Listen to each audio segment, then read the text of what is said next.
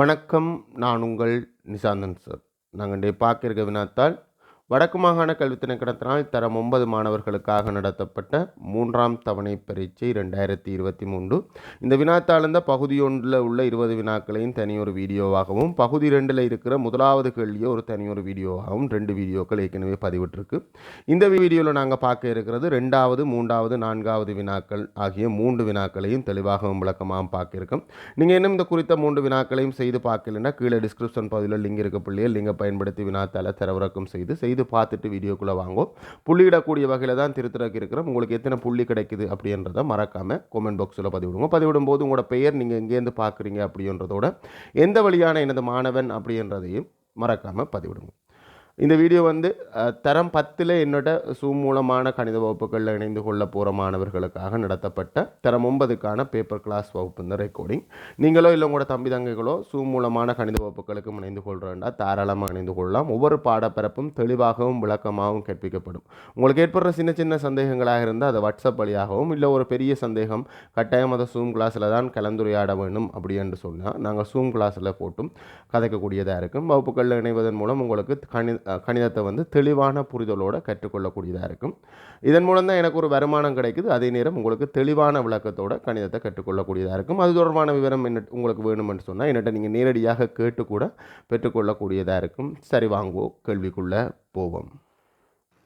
2வது கேள்வியில் ஏ பகுதி, தரப்பட்டுள்ள ஆள்கூற்று தளத்தினை பயன்படுத்தி, இங்கே ஒரு ஆள்கூற்று தளம் தரப்பட்டிருக்கு. அந்த ஆள்கூற்று தளத்தில் 2 கோடுகளும் தரப்பட்டிருக்கு. ஆள்கூற்று தளத்தினை பயன்படுத்தி கோடு ஏபியின் சமன்பாட்டை எழுதுக. கோடு ஏபி என்றது ஒரு கிடையான கோடாக இருக்குது. இதுதான் அந்த கோடு ஏபி. அந்த கோட்டில் இருக்கிற சிறப்பு தன்மை என்னன்றதை வச்சு கொண்டு சமன்பாடு சொல்கிறது. இப்போ நாங்கள் தரம் 10க்கு போனோம்னா எங்களுக்கு சரிவான கோடு, நாங்கள் தரம் 9 படித்த கோடுகள் இருக்குது தானே, வரைவு நாங்கள் தரம் 9 படித்த கோடுகள் இந்த சமன்பாடையும் படித்திறனையும் வெட்டுத்துண்டையும் கண்டுபிடிக்கிறதன் மூலமே நாங்கள் சொல்லக்கூடியதாக இருக்கும். ஆனால் இங்கேயும் சொல்லத்தான் போகிறோம். ஆனால் படித்திறன் தந்திருக்கு. படித்திறனை காண்றதுக்கு தரம் 10 நாங்கள் படித்து கொள்வோம். இப்போ எங்களுக்கு படித்திறன் தரப்படும். இல்லைன்னா எங்களால் காண முடியாமல் இருக்கும். இல்லைன்னா இன்னும் ஒரு கோட்டு இந்த படித்திறன் தரப்படும். அந்த கோட்டுக்கு இந்த கோடு சமாந்தரமாக இருக்குன்னு சொல்லலாம். 2 கோடுகளும் சரிவில் சமனாக இருந்தால் தான் 2 பேர்ட்ட படித்திறனும் சமனாக இருக்கும். அதாவது ஒரே 2 சமாந்தரமாக இருக்கணும்னா 2 கோடும் ஒரே சரிவில் இருக்கணும். அப்படி இருந்தால் அவன் இந்த சாய்வு சமன், சாய்வை தீர்மானிக்கிறது படித்திறன் சமனாக இருக்கும் என்ற அடிப்படையில் ஏதோ ஒரு விதத்தில் படித்திறனை நேரடியாகவோ மறைமுகமாகவோ தரப்படணும். படித்திறனை காண்ற கணக்கு எங்களுக்கு தரம் 10க்குரியது. இங்கே எங்களுக்கு அந்த கரைச்சல் எல்லாம் இல்லை. எங்கள்கிட்ட கேட்டது கோடு ஏபி என்றது கிடையான கோடு. வையச்சிந்த பெருமானம் 2 போகுது. இந்த கோட்டில் இருக்கிற சிறப்பு தன்மை என்னென்னா, இந்த கோட்டில் இருக்கிற எந்த ஒரு புள்ளியிலையும் வையந்த பெருமானம் 2, எந்த ஒரு புள்ளியிலையும் வையந்த பெருமானம் 2. எக்ஸ் இந்த பெருமானம் மாறும். இந்த இடத்துல எக்ஸ் இந்த பெருமானம் சய 2, சய 1, 0, 1, 2 எந்த பெருமானம் மாறினாலும் வையந்த பெருமானத்தில் மாற்றம் இல்லை. அதனாடி இந்த கோட்டு இந்த சமன்பாடு y = 2. இது தரம் 8க்குரியதுடா. y = 2 அப்படின்றத கோட்டு இந்த சமன்பாட்டை சொல்கிறது. 2வது கேள்வி, முதலாவது உங்கள்கிட்ட நான் கேட்குற கேள்வி, நீங்கள் என்னோட கதைக்கிறதுக்கு தயாராக இருக்கிறீங்களா? கொஞ்சம் இல்லாட்டி கஷ்டமம்மா. அஸ்லியா, நீங்கள் கதைக்கிறதுக்கு தயாராக இல்லையேண்டா எனக்கு கஷ்டம். நீங்கள் படிக்கிறதுக்கு தயார், நித்திரையிலேருந்து ஒழுங்கு இருந்தால் நான் எப்படி படிப்பிக்கிறது? அது உண்மையாக சாத்தியப்படாத வகுப்பாக மாறிடும். கொஞ்சமாவது குரலை காட்டுங்க சார். அது இதோண்ட கதைங்கோ. கதை காட்டி நான் உண்மையாக படிப்பிக்க மாட்டேன். எனக்கு நல்ல நித்திரை பிள்ளைகள். நானும் இன்றைக்கு நித்திரையிலேருந்து ஒழுங்கு போகணுமென்ற அவசியம் இல்லையே. நானும் படுத்துட்டு போடுவேனே. ரைட். 2வது கேள்வி, கோடு சிடியின் படித்திறன். இந்த சிடி இந்த படித்திறன் எங்களுக்கு தந்திருக்குது. ஒரு நேர்கோட்டு இந்த சமன்பாடு இந்த பொது வடிவம். ஒரு நேர்கோட்டு சமன்பாடுண்டா கட்டாயம் y = mx + c என்ற வடிவில் இருக்கணுமென்ற அவசியம் இல்லை. அது எந்த வடிவிலையும் இருக்கலாம். ஆனால் இந்த வடிவில் இருக்கிற போது அந்த கோட்டு இந்த சமன்பாடு y = mx + c என்ற வடிவில் இருக்கும்போது எக்ஸ் இந்த குணகத்தை நாங்கள் படித்திறன் அப்படின்னு சொல்லுவோம். அங்கால பின்னுக்கு இருக்கிற அந்த சி, அதாவது பின்னுக்கு இருக்கிற அந்த ஒருமை பெருமானத்தை நாங்கள் வெட்டுத்துண்டு அப்படின்னு சொல்லுவோம். இதெல்லாம் காரண பெயர் பிள்ளைகள். வெட்டுத்துண்டு என்று பெயர் கிடைத்ததுக்கான காரணம் என்னண்டா, அந்த பெருமானம் என்னவோ அந்த இடத்துல தான் வையச்ச இடைவெட்டி கொண்டு போகும் அந்த கோடு. ஸோ வையச்ச இடைவெட்டி கொண்டு போகிற இடத்தை காட்டி தர்றதால தான் இந்த பெருமானம் அந்த சிக்கு வர்ற நம்பர் நீங்கள் என்ன நம்பரை போட்டு பார்க்கலாம் y7 3x சக 2 ஒரு வரைவுக்குறீங்கன்னா 2 நூடாக வெட்டுப்படும். இந்த சக 2க்கு பதிலாக சய உண்டை போட்டிங்கன்னா சய உண்டி நூடாக வெட்டி கொண்டு போகும். ஸோ இந்த சிக்கு வர்ற பெருமானம் வையச்ச எங்கே வெட்டி கொண்டு செல்லும் என்று காட்டி தர்றதால தான் இந்த சிக்கு நாங்கள் வெட்டு துண்டு அப்படின்னு பேர் வச்சுனாங்க. இப்போ இந்த கோடு வையச்ச எங்கே வெட்டி கொண்டு போகுது, எக்ஸ்எச்ச 2ல் வெட்டி கொண்டு போகுது, அது தேவையற்றது எங்களுக்கு. வையச்ச எங்கே வெட்டி கொண்டு போகுது அப்படின்றது தான் வெட்டு துண்டு. இந்த கோட்டு இந்த வெட்டு துண்டு 2 வையச்ச நேர் 2ல் வெட்டி கொண்டு போகிறதால 2. படித்திறன் அங்கே அவர் தந்திருக்கிறார், நாங்கள் அதை கண்டுபிடிக்க வேண்டிய அவசியம் இல்லை, அது இந்த வருஷம் இயலாது. தரம் 10க்கு வந்த பிறகுதான் படித்திறனை கண்டுபிடிக்கிற அளவுக்கு நாங்கள் முன்னேறுவோம். அது தரம் 10க்குரிய பாடம். தரம் 10க்கு வந்த அப்புறம் தான் படிக்கலாம். அப்போ படித்திறன் சய உண்டுன்னு அங்கே தந்திருக்குது. இப்போ கோட்டுந்த சமன்பாடை சொல்லணும். எப்போவுமே ஒரு நேர்கோட்டுந்த சமன்பாடில் பொது வடிவத்துக்கு ஏற்ற மாதிரி எழுதோம்னா எம்மும் எக்ஸும் வையும் இருக்கும். எம்முக்கும் சிக்கும் தான் நாங்கள் பெருமானத்தை வைக்கணும். y7 எம்முக்கு பதிலாக சய உண்டு எக்ஸ் சக சி. சய உண்டு அப்படின்றத நாங்கள் குணகமாக போடுறே இல்லை. ஆகவே சய எக்ஸ் சக சி. சிக்கு பதிலாக நாங்கள் பெருமானம் போட்டிருக்கணும். சிக்கு பதிலாக தான் 2. ஆகவே அதை முதலே போட்டிருக்கலாம், நான் கவனிக்கவில்லை. இதில் 2 வந்திருக்கும். சய எக்ஸ் சக 2 அப்படின்னு வந்திருக்கும். நீங்கள் அந்த வடிவத்தை கண்டுபிடிச்சிருந்தாலே சரி. நீங்கள் சய ஒரு எக்ஸ் சக 2 அப்படின்னு போட்டால் ஒரு பிழையும் இல்லை, அதுவும் சரியானது தான். இங்கே வரைக்கும் சரியானதாக தான் வரும். சரிதானே? இதில் ஏதாவது குழப்பம் இருக்கா பிள்ளைகள்?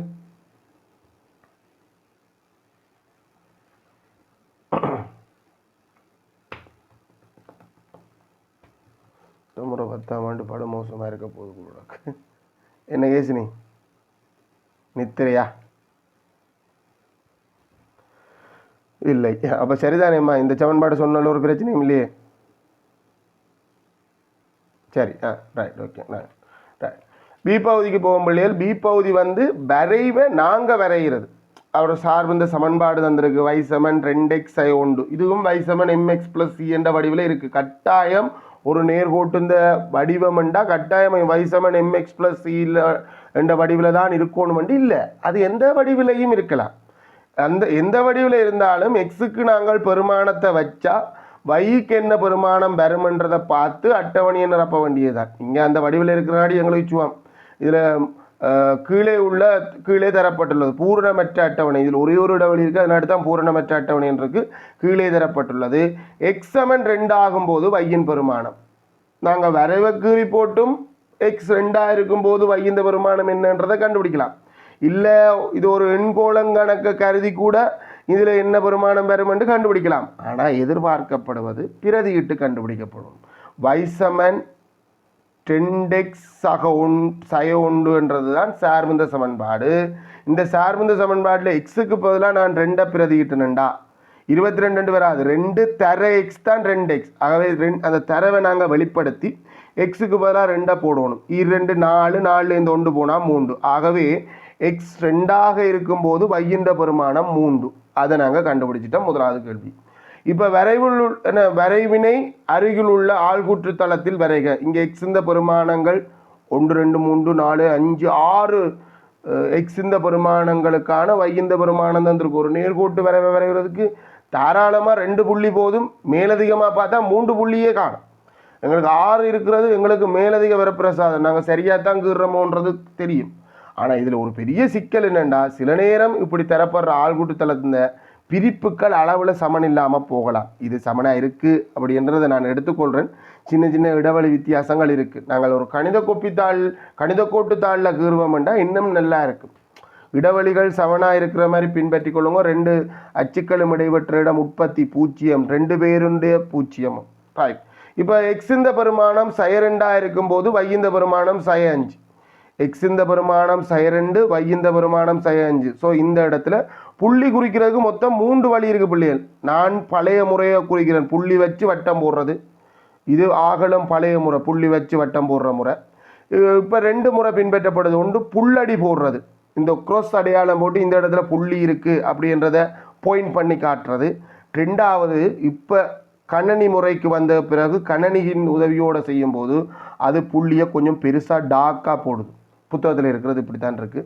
இந்த 3 முறையில் நீங்கள் எந்த முறை பின்பற்றினாலும் பிழை இல்லை. அது 3மே சரியானது தான். இதில் பிழை சொல்கிறதுக்கு ஒன்றுமே இல்லை. நான் வந்து பழைய முறையை பின்பற்றேன், நீங்கள் இடையில இருக்கிற புதிய முறையில் பின்பற்றேன்டா பின்பற்றி கொள்ளுங்க, அதில் ஒரு சிக்கலும் இல்லை. எக்ஸ் சய உண்டா இருக்கும்போது y வந்து சயம் உண்டு, சய உண்டு எக்ஸ் சய உண்டு, y வந்து சயம் உண்டு. அந்த புள்ளியை நான் பிரதி குறித்து கொள்கிறேன்.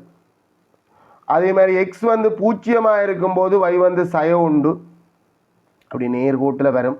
எக்ஸ் வந்து ஒண்டா இருக்கும்போது y வந்து ஒண்டு. அது அந்த பீச்சில் அப்படியே அதிகரித்து கொண்டு போகும் பிள்ளைகள், அதை நீங்கள் அப்படியே பார்த்து கொண்டு போகலாம். எக்ஸ் வந்து 2 இருக்கும்போது y வந்து 3, எக்ஸ் வந்து 3 இருக்கும்போது y இந்த பெருமானம் வந்து 5.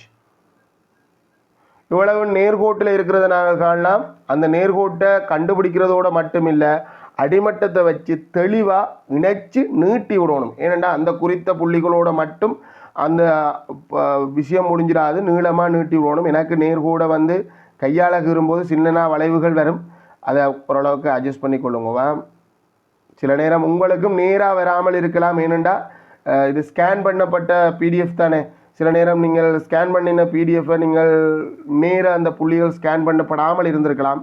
அதனாடி அதுலேயும் சில நேரம் உங்களுக்கு அந்த நேர்கோடு வராமல் இருக்கலாம், சின்னனா அட்ஜஸ்ட் பண்ணி கொள்ளுங்க.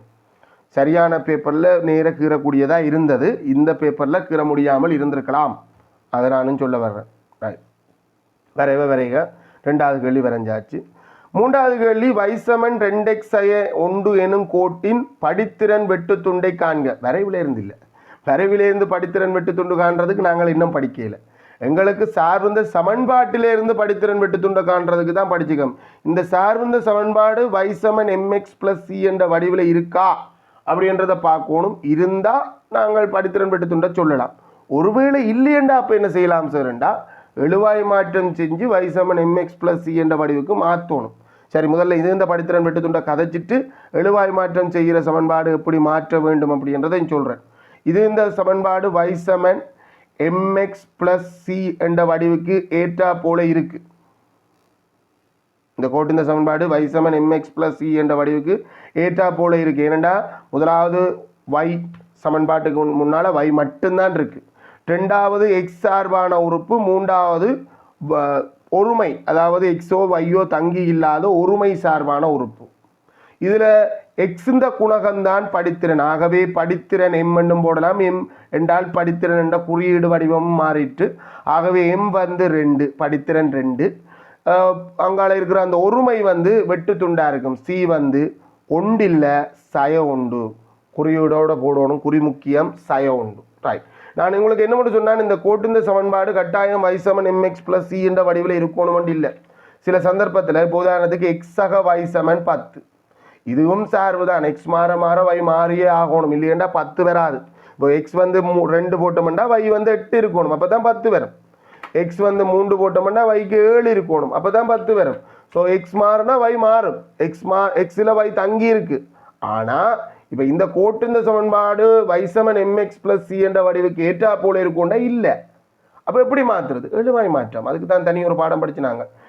வையை எழுவாய் மாற்றம் செய்யணும். ஸோ இந்த எக்ஸ் எனக்கு தேவையில்லை, எக்ஸ் அங்கே அனுப்பினா எக்ஸ் இந்த குறி சக எக்ஸ் அங்கே போய்க்க சக எக்ஸ், y 10 சய எக்ஸ் என்று வரும். இப்போ y mx + c என்ற வடிவில் இருக்கும்டா இல்லை, எழுவாய் மாற்றம் செஞ்சுட்டோம். ஆனால் y mx + c என்ற y ஓகே, இந்த பக்கம் y மட்டும் இருக்குது, அது சரி. ஆனால் 2வது எக்ஸ் சார்பான உறுப்பு இருக்கணும், சமனுக்கு அடுத்ததாக எக்ஸ் சார்பான உறுப்பு இருக்கணும். ஆனால் இங்கே ஒருமை இருக்குது. ஸோ எக்ஸ் சார்பான உறுப்பை முன்னுக்கு கொண்டு வரும்போது அவற்றை குறியோடு தான் அவர் முன்னுக்கு வருவார். ஆக அவற்றை குறி சய ஒரு எக்ஸ், இவற்றை குறி வந்து சக 10. உறுப்புகளை முன்னுக்கு பின்னுக்கு மாற்றலாம், அவை இந்த குறியோடு போய் வருவியும், அதில் ஒரு பிரச்சனையும் இல்லை. ஆகவே இப்படி ஒரு சமன்பாடு வந்திருந்தா அவற்றை படித்திறன் எக்ஸ் இந்த குணகம் வெறும் சய மட்டும் இருந்தால் குணகத்தை சொல்லும் போது சய உண்டு சொல்லுவோம். வெட்டு துண்டு சி வந்து சக 10. ஆகவே இந்த மாதிரி ஒரு கேள்வி வந்தாலும் உங்களுக்கு செய்கிறதுக்கு நீங்கள் தயாராக இருக்கணும். இப்போ பிரச்சனை இல்லை, எங்களுக்கு கேட்டது வந்து தரப்பட்ட சார்பு, அது நாங்கள் செஞ்சாச்சு, அவ்வளோதான். வரைவை பயன்படுத்தியான கேள்வி. வரைவை பயன்படுத்தி இன்னும் பல கேள்விகள் கேட்கலாம். எக்ஸ் வந்து 5 இருக்கும்போது y இந்த பெருமானம் என்னன்றதை இந்த கோட்டை நீட்டி எல்லாம் கண்டுபிடிக்கலாம். வரைவிந்த பயன் வந்து பெரிய விஷயம், தெரிந்ததை கொண்டு தெரியாததை கண்டுபிடிக்கிறது தான் வரைவிந்த நோக்கம். ஆனால் இப்போதைக்கு நாங்கள் அவ்வளோ பெரிய நோக்கத்துக்குள்ளேயெல்லாம் போக மாட்டோம். தரம் 9 பொறுத்த வரைக்கும் சும்மா மேலோட்டமாக வரைவை கீறுறதும் வரைவிலேருந்து சில விடயங்களை கண்டுபிடிக்கிறதும் தான் நாங்கள் படிக்க போகிறது தரம் 9க்கு. தரம் 10ல் ஒரு சில விடயங்கள், 11ல் ஒரு சில விடயங்கள் உண்டு. கொஞ்சம் கொஞ்சமாக தான் நாங்கள் அந்த புதிய விடயங்களை கற்றுக்கொள்வோம். எடுத்த உடனே அப்படியே போய் முகம் கொடுத்து தூக்க மாட்டோம். கொஞ்சம் கொஞ்சமாக தான் அது மெருகூட்டப்படும். சி பகுதி கேள்வி ஒரு காரணிப்படுத்தல் கேள்வி. காரணிப்படுத்தட்டுமா? காரணிப்படுத்தலை வந்து நாங்கள் 9ஆம் ஆண்டில் 4 முறையில் படிக்கிறோம். அப்புறம் 10ஆம் ஆண்டுக்கு ஒரு முறை கட்டு, திரும்ப 3 முறைக்கு வந்துடும். இப்போ 9ஆம் ஆண்டை பொறுத்த வரைக்கும் 4 முறையில் படிக்கிறோம். முதலாவது பொது எடுத்து காரணிப்படுத்தல். எத்தனை உறுப்பு இருக்கோ அத்தனை உறுப்புலையும் பொதுவான காரணியை வெளியில் எடுக்கிறது. பொது எடுத்து காரணிப்படுத்தல். இங்கேயும் பொது எடுத்து காரணிப்படுத்தலாம். மொத்தம் 2 உறுப்பு பிளஸ் மைனஸ் சமன், இந்த 3 பேராலையும் தான் உறுப்புகள் வேறாக்கப்படும். அந்த அடிப்படையில் இங்கே 2 உறுப்பு இருக்கு. இந்த 2 உறுப்புலையும் ஒரு பொதுவான ஆள் இருக்கிறார், ஆர் 2. இந்த 2 பேரையுமே 2 வகுக்கும். அந்த 2ன்றது நாங்கள் பொது எடுத்தோம்டா இங்கே மிஞ்சிற எக்ஸ் வர்க்கமும் அங்கே 9 வகுக்கணும். 18 2 காரணி வெளியில் போயிட்டுண்டா 18 2ஆல் வகுக்கணும். 18 2ஆல் வகுத்தா 9ன்றது 2வது ஆளாக இருப்பார். அப்போ நாங்கள் 2 காரணிகளின் பெருக்கமாக எழுதிட்டோம். ஆனால் காரணிப்படுத்தி முடிச்சிட்டோமோண்டா இல்லை. இப்போ உதாரணத்துக்கு எப்படிப்பட்டா 20 அப்படின்றத வச்சுக்கொள்ளுமே. 20ன்றதை நான் 2 தர 10 எழுதிட்டேன். பெருக்கமாக எழுதுறது தான் காரணிகளின் பெருக்கமாக எழுதுறது தான் நாங்கள் காரணிப்படுத்தல் அப்படின்னு சொல்கிறோம். ஆனால் என்ன பிரச்சனைண்டா இந்த 10 ஒரு காரணியை இன்னும் காரணிப்படுத்தலாம். 5 10 அப்படின்னு எழுதலாம். ஸோ இதுக்கு மேலே இந்த 2 முன்னுக்கு அமைதியாக இருக்கும். இந்த 10 5 10 எழுதினா இது வந்து இதுக்கு மேலே எந்த ஒரு காரணியும் உடைக்கலாது. 2 வேறு ஆட்டியம் பெருக்கமாக எழுதலுமோ இல்லை. 2ன்றது முதன்மையன், அடுத்த 2 முதன்மையன், 5 முதன்மையன். ஸோ முதன்மை காரணிகளின் பெருக்கமாக வந்துட்டு இதுக்கு மேலே உடைக்க முடியாத காரணிகளின் பெருக்கமாக வர்றது தான் கடைசியாக நாங்கள் காரணிப்படுத்தலன்னு சொல்ல போகிறோம். ஸோ இங்கே இந்த கோவை பிராக்கெட்டுக்குள்ளே இருக்கிற இந்த கோவையை என்னால் இன்னும் காரணிப்படுத்தலாம். சரி, நாங்கள் ஒரு காரணிப்படுத்தல் மெத்தட்டை பற்றி மட்டும்தான் கதைச்சிட்டு இருக்கிறோம். அடுத்த காரணிப்படுத்தல் என்னென்னா நாவுறுப்பு கோவைகளை காரணிப்படுத்தல். நாவுறுப்பு கோவைகளை காரணிப்படுத்தல் தரம் 10 தரம் 9க்குரியது தான். தரம் 10ல் வராது. சோடி சேர்த்து 2 சோடி சேர்த்து பொது காரணியை வெளியில் எடுத்து அப்புறம் அந்த 2 சோடியிலையும் பொதுவாக இருக்கும். அதுக்கேற்ற மாதிரி காரணிப்படுத்தி நாவுறுப்பு கோவைகளை காரணிப்படுத்தல்ன்றது ஒரு தனிப்பகுதியாக 9ஆம் ஆண்டில் இருக்குது. பிறகு 3 உறுப்பு இருபடி கோவைகளை காரணிப்படுத்தல், அது 4 உறுப்பாக்கித்தான் காரணிப்படுத்துவோம். அடுத்தது வர்க்க வித்தியாசம். இது அந்த வர்க்க வித்தியாசத்துக்கு உரியது. ஏ வர்க்கம் சய பி வர்க்கம் என்று வந்தால் ஏன் எதுக்கென்றெல்லாம் அதெல்லாம் பலவாட்டி கதைச்சாச்சு. ஏ வர்க்கம் சய பி வர்க்கம் 2 வர்க்கங்கள் கழிபட்டு கொண்டிருந்தால் நாங்கள் அவரை பெருக்கமாகவே எழுதலாம். ஒன்று ஏ சய பி, மற்றது ஏ சக பி என்று 2 காரணிகளும் பெருக்கமாக எழுதலாம். வர்க்கத்தை பொது எடுக்கலாமோ? இல்லை. ஒரு நாளும் உறுப்புகள்லேருந்து வர்க்கத்தை பொது எடுக்கலாம். வர்க்கத்தை பொது எடுக்கலாம். ஏ சய பி அப்படி என்று பார்த்தா இந்த 9 ஆற்றியாவது வர்க்கமாக எழுதலுமெண்டா வர்க்க வித்தியாச முறையில் காரணிப்படுத்தலாம். 9 யாருடைய வர்க்கம்? 9 3 வர்க்கம். அப்போ இப்போ இது வந்து 2 காரணியாக உடைய போது ஆல்ரெடி ஒரு காரணி 2 இருக்குது. ஆக மொத்தத்தில் 3 காரணிகளின் பெருக்கமாக வரப்போகுது. 2 2 தான். இவர் வந்து 2 காரணியாக உடைய போகிறார். ஒன்று எக்ஸய 3, அடுத்தது எக்ஸ் சக 3. சில பிள்ளைகள் சக 3 முன்னுக்கு எழுதி செயற 3 பின்னுக்கு எழுதும். அது ஒரு பிரச்சனையும் இல்லை. காரணிகள் முன்னுக்கு பின்னுக்கு வரலாம். ஆனால் என்ன தனியற்ற என்ன சொல்கிறது நம்பர் எண் குணகம் சார்பான காரணிகள் எப்போவுமே ஃபர்ஸ்ட் இருக்கணும். தனியச்சரம் செகண்ட் இருக்கணும். அதுக்கு பிறகு கோவை 2 பேருமே கோவை தொடர்பான காரணிகள் முன்னுக்கு பின்னுக்கு மாறி இருக்கலாம். அதில் ஒரு பிரச்சனையும் இல்லை. அவ்வளவுதான். இந்த அளவுத்தையும் செஞ்சுருந்தால் எங்களுக்கு 11 புள்ளிகள் கிடைக்கும். 11 புள்ளிகளை நான் உங்களுக்கு பிரித்து தரேன். புள்ளித்திட்டம் தரப்படையில் 11 புள்ளிகளையும் கிட்டத்தட்ட பிரித்து தரேன். உங்களுக்கு எத்தனை புள்ளி வந்திருக்கு அப்படின்றத பாருங்க. பிரதியிட்டு இந்த குறித்த பெருமானத்தை காண்றதுக்கு 1 புள்ளி தான் வழங்கலாம். ஸ்கீமில் பொதுவான சந்தர்ப்பங்களில் அட்டவணையில் உள்ள இடைவெளியை நிரப்புறதுக்கு பல வழி இருக்கிறதால 1 புள்ளி நேரடியாக நீங்கள் 3 போட்டாலும் 1 புள்ளியை எடுத்துக்கொள்ளுங்க. அடுத்தது வரைகிறதுக்கு புள்ளிகள் குறிக்கிறதுக்கு 1 புள்ளி என்ற ஆள்கூற்றுத்தளம் தயாரிக்கப்பட்டிருந்தது. அதுக்காக உங்களுக்கு புள்ளி தரையிலாது. இல்லையென்ற ஆள்கூற்றுத்தளமும் நீங்களே தயாரிக்க வேண்டியிருந்தால் வரைகிறதுக்கு உங்களுக்கு 3 புள்ளி கிடைக்கும். இங்கே ஆள்கூற்றுத்தளம் தயாரிக்கப்பட்டு தந்தது. புள்ளிகள் குறிக்கிறதுக்கு 1 புள்ளி, ஒப்பமான வலை நேர்கோடுன்றதுக்கு 1 புள்ளி, 2 புள்ளி தரலாம். ஏன்னா 3 புள்ளி ஆள்கூற்றுத்தளமும் நீங்களே தயாரித்தா 3 புள்ளி வரும். அதுக்கு பிறகு இந்த கோட்டு இந்த படித்திறன் வெட்டு துண்டை காண்றதுக்கு ஒவ்வொன்றுக்கும் ஒவ்வொரு புள்ளி படி 2 புள்ளி கொடுங்க. அடுத்தது காரணிப்படுத்த சொன்னது, அதை காரணிப்படுத்தி இங்கே நீங்கள் இந்த லைன்லேயே நுப்பாட்டி இருந்தீங்கன்னா 2 பொது எடுக்கிறதோடு நுப்பாட்டி இருந்தீங்கன்னா 1 புள்ளி, இல்லை அதை தாண்டி அங்காலையும் கொண்டு வந்து சேர்த்துருந்தீங்கன்னா 1 புள்ளி கொடுங்க. மொத்தமாக 2 புள்ளி கொடுங்க. பார்ப்போம்டா. 2 4 6 7 தானே கொடுத்துருக்கோம், கூட கொடுத்துலாமே. அங்கால இருக்குது, மேலே இருக்குது, நான் மறந்துட்டேன்னா. ரைட்.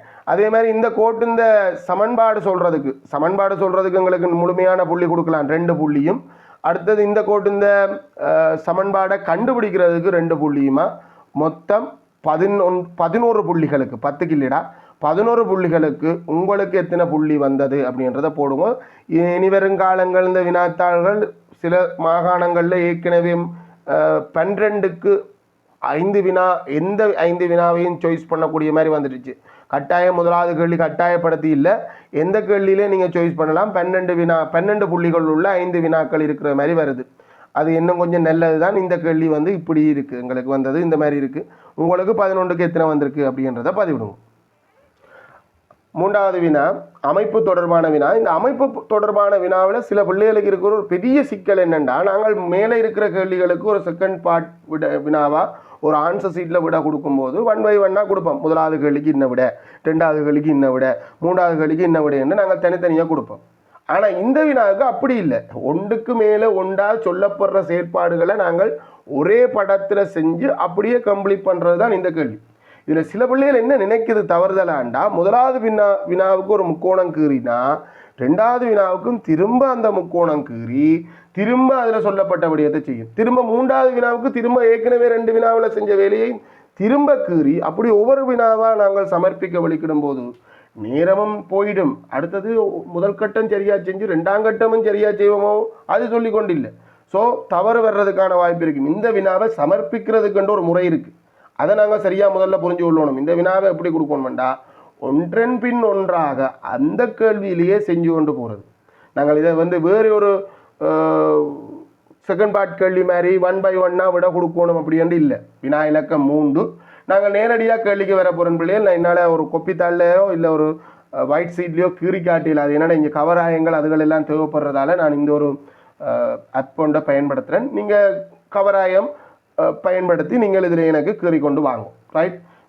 அதில் வந்து முதலாவது கேள்வி ஒரு முக்கோணம் அமைத்தல் தொடர்பாக வந்திருக்குது. ஒரு 3 நிபந்தனை தந்திருக்கு. அதில் முதலாவது நிபந்தனையை எடுத்துக்கொள்வோம். ஏபி ஏதோ ஒரு பக்கத்தோடு தான் துவங்கி ஆகணும். 2 கோணம் தந்திருந்தாலும் ஏதோ ஒரு பக்கத்தோடு தான் துவங்கி ஆகணும். ஏபி இந்த நீளம் வந்து 7 சென்டிமீட்டர் நீளமானது. ஒரு பிரச்சனை என்னென்னா, சரியாக 7 சென்டிமீட்டர் அளந்து கோடு கீறிட்டு ஏபி என்று சொல்லினார். ஏன்னா இது அமைப்பு தொடர்பான வினா.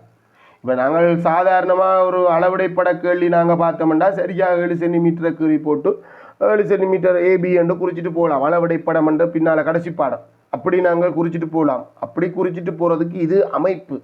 அமைப்பில் ஒரு கோடு என்பது 2 புள்ளிகளால் தான் இனங்காணப்படும். ஒரு புள்ளி என்பது 2 கோடுகள் இடைவெட்டுவதன் மூலம்தான் இனங்காணப்படணும். இப்படி 2ல் ஒன்று தங்கியிருக்கிற நாடி முதல் கோடை மட்டும் எழுமாறாக நீ கீறி போட்டு பிறகு கவராயத்தை பயன்படுத்தி நீ என்ன செய்யணும், 7 சென்டிமீட்டர் நீளத்தை அளந்தெடுத்து, கவராயத்தில் 7 சென்டிமீட்டர் நீளத்தை அளந்தெடுத்து, இதுதான் அந்த சரியான முறை பிள்ளைகள். அதை நாங்கள் பின்பற்றி தான் ஆகணும். 7 சென்டிமீட்டர் நீளத்தை கவராயத்தில் அளந்தெடுத்து கவராயத்தின் உதவியோடு அந்த கோட்டு துண்டத்தை கண்டுபிடிக்கிறோம். கோட்டு துண்டம் ஒரு கட்டிங் பீஸ் என்ன. ஸோ இதில் இருந்து நீ இங்கே ஒருக்கா வெட்டுவ, ஒரு வில்லும் ஒரு புள்ளியும் இந்த ஒரு புள்ளி கண்டுபிடிச்சிட்டு இங்கே புள்ளி இருக்குது தானே சார் அப்படின்னா அது புள்ளியாக கருதப்படாது. நாங்கள் புள்ளின்றது 2 கோடுகள் வெட்டுப்படணும்.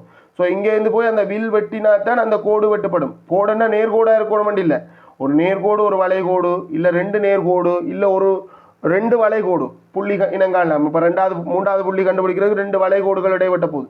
சரியாக 7 சென்டிமீட்டர் இடை தூரத்தில் இருக்க 2 புள்ளிகள் அந்த கோட்டு துண்டம் தான் 7 சென்டிமீட்டர் நீளமான கோட்டு துண்டம். இந்த கோட்டு துண்டத்துக்கு பேர் ஏபி அப்படி என்று பேர் வச்சுருவோம். ஒரு உச்சிக்கு ஒரு இடத்துக்கு ஏ என்றும் மற்ற முனைக்கு வந்து பி என்று வச்சா ஏபி என்ற கோடு. 7 சென்டிமீட்டர்ன்றதை இந்த படத்துக்குள்ளே குறிக்கணும்னா குறிக்க வேண்டிய அவசியம் இல்லை. இது சரியாக 7 சென்டிமீட்டர் நீளமாக கீறினது. பின்னால் சில கேள்விகளுக்கு தேவைப்பட்டால் குறித்து கொள்வோம். நீ குறிச்சாலும் பிழை இல்லை, குறிக்க வேண்டிய அவசியம் இல்லை. ரைட்டா. சில இடங்களில் குறியுங்கன்னு சொல்வதும் குறித்து கொள்ளுங்க, அதில் ஒரு பிரச்சனையும் இல்லை. ஏபி 7 சென்டிமீட்டர் நீளமான கோட்டு துண்டத்தை வரைஞ்சாச்சு. 2வது என்னென்னா, நாங்கள் சி என்ற புள்ளியை கண்டுபிடிச்சு முக்கோணமாக பூரணப்படுத்தணும். அந்த சி என்ற புள்ளி எப்படி இருக்குண்டா, ஏசி இந்த நீளம், ஏயிலேருந்து சி இந்த நீளம் 6 சென்டிமீட்டர் ஆகவும் பியிலேருந்து சி இந்த நீளம் 6.5 சென்டிமீட்டர் ஆகவும் இருக்குது. ஆகவே கவராயத்தை எடுத்து முதல்ல ஏயிலிருந்து 6 சென்டிமீட்டர் தூரத்தில் இருக்க புள்ளிகள் நிறைய இருக்குது, ஒழுக்கு வட்டத்தில் இருக்கும். அதுக்காண்டி அவ்வளோ புள்ளிகளையும் கீறையில் ஒழுக்கு முழுமையாக கீறையில் 6.6 சென்டிமீட்டர் என்ன ஏயிலேருந்து 6 சென்டிமீட்டர் கவராயத்தை எடுத்து 6 சென்டிமீட்டர் கவராய ஓரளவுக்கு அந்த சி எங்கனைக்கில் வரும் அப்படின்றத கண்டுபிடிச்சிட்டு கெஸ் பண்ணி போட்டு நாங்கள் ஏயிலேருந்து அந்த வில்லொண்டை வெட்டி வச்சுட்டு தச்சமாக பிழைச்சா திரும்ப கீற வேண்டி இருக்கும். கொஞ்சம் கஷ்டம்தான், பிழைக்காத மாதிரி நாங்கள் ஓரளவுக்கு எங்களோட வில்லை கொஞ்சம் முதலாவது வில்லை கொஞ்சம் பெருசாகவே கீறது, இந்த இடத்துக்குள்ளே வரும் அப்படின்ற அந்த அடிப்படையில் அந்த வில்லை கொஞ்சம் பெருசாகவே கீறது. இந்த குறித்த வில்லில் உள்ள புள்ளிகள் எல்லாமே வட்டமேவே கீறலாம். வில்லில் உள்ள புள்ளிகள் எல்லாமே ஏயிலிருந்து 6 சென்டிமீட்டர் தூரத்தில் இருக்கும். அந்த புள்ளிகள் அந்த குறித்த ஒரு புள்ளி அது பியிலிருந்து 6.5 சென்டிமீட்டரில் இருக்கணும். ஏன் பிசி இந்த நீளம் 6.5 சென்டிமீட்டர். ஸோ கவராயத்தில் 6.5 சென்டிமீட்டரை அளந்தெடுத்துட்டு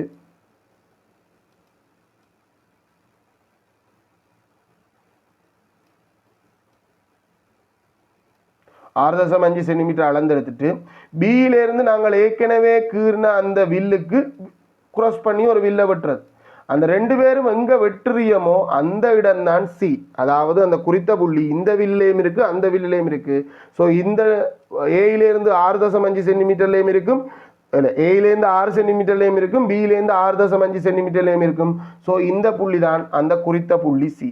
சியை கண்டுபிடிக்கிறதோட மட்டுமில்லை, அடிமட்டத்தை பயன்படுத்தி 1க்கு 2 தரம் செக் பண்ணி அந்த புள்ளிகளை இணைச்சு முக்கோணி ஏபிசியை பூரணப்படுத்துவீங்க. நான் இங்கே அடிமட்டத்தை பயன்படுத்தி காட்டையில் அடிமட்டத்தை பயன்படுத்தி தான் நீங்கள் அந்த முக்கோணத்தை பூரணப்படுத்தணும். அடிமட்டத்தை நான் பயன்படுத்துகிறேன்னா இங்கே எனக்கு ரொம்ப கஷ்டமாக போயிடும். அதனால இதில் இருக்கிற ஒரு டூலை நான் பயன்படுத்தி முக்கோணம் கீறிட்டேன். ராய், அடுத்த 3வது கேள்விக்கு போவோம். இல்லை, நம்ம முக்கோணம் கீறுதல் மட்டும்தான் முடிஞ்சிருக்கு. முதலாவது கேள்வி தான் முடிஞ்சிருக்கு. முக்கோணி ஏபிசியை அமைத்தாச்சு. 2வது கேள்விக்கு போவோம்டா. 2வது கேள்வி ஏ பியிலிருந்து சமதூரத்தில் அசையும் புள்ளியின் ஒழுக்கை வரைந்து. ஒழுக்கு தொடர்பாக நாங்கள் மொத்தமாக 4 அடிப்படை ஒழுக்கு படிச்சுக்கோம்.